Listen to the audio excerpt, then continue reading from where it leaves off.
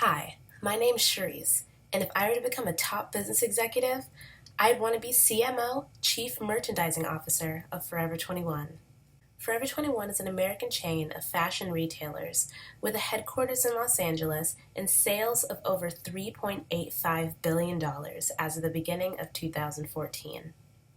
Born of the minds of two South Korean immigrants, Don and Jin Chang, Forever 21 is a 31-year-old company boasting 600 stores worldwide and counting under the names Forever 21, 21 Forever, Love 21, and Heritage 1981. I would love to be CMO of this company because of my passion for working in retailing and a love for the brand. Forever 21 carries women's, men's, maternity, and kids' clothing, as well as beauty products, accessories, and shoes.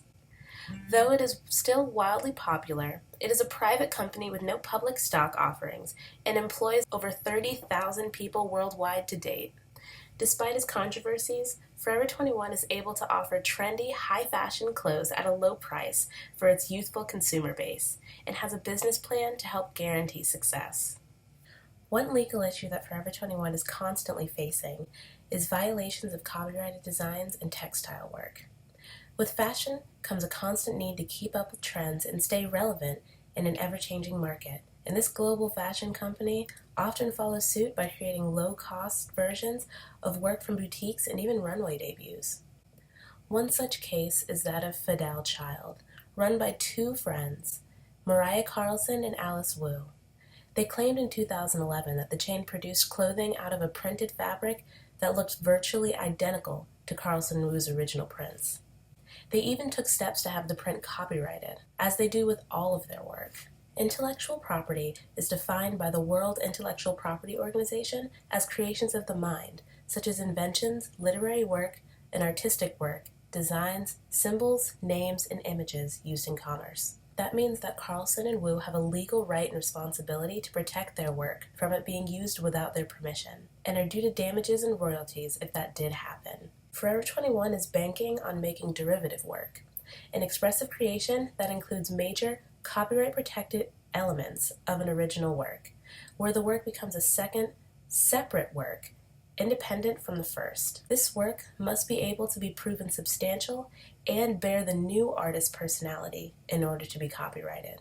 Both of these, in Fidel Child's case, are under huge debate. However, textile prints are subject to copyright. A garment's overall design is not. That didn't even occur until the 1950s, when it was deemed that painting on canvas was just the same as dye on fabric for garments. The general copyright law allows for slight but noticeable variations to constitute as a new work. This gives Forever 21 the opportunity to make the slightest variations to a print, put it on an unrelated or even slightly different clothing cutout, and call it their own. This is nothing new to Forever 21, who has settled in over 50 cases of copyright infringement over the last 30 years.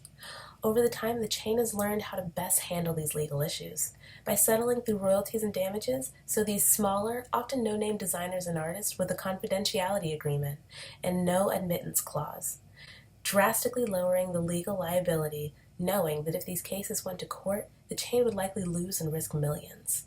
This keeps Forever 21 in business and free from PR nightmares so that it can move on to other issues, like employee class action lawsuits. Is this entirely ethical? No. But does it make for good business? Definitely.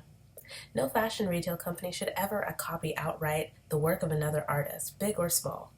And the fact that Forever 21 goes about it without permission, when these designers would surely love to be featured by the brand, is not only unethical, but disrespectful to those artists.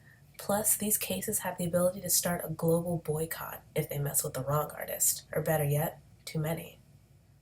As CMO, I would make a need-to-know spotlight for designers so that we can work with them to create great clothes. This will not only create a positive environment in the industry, but it would offer opportunities for Forever 21 to have access to great up-and-coming designers and work with them. It would likely save tons of money in legal fees and settlements in the long run as well. Thanks so much for watching. I've included links to each of my sources below in the description box so you can do more research. Thanks.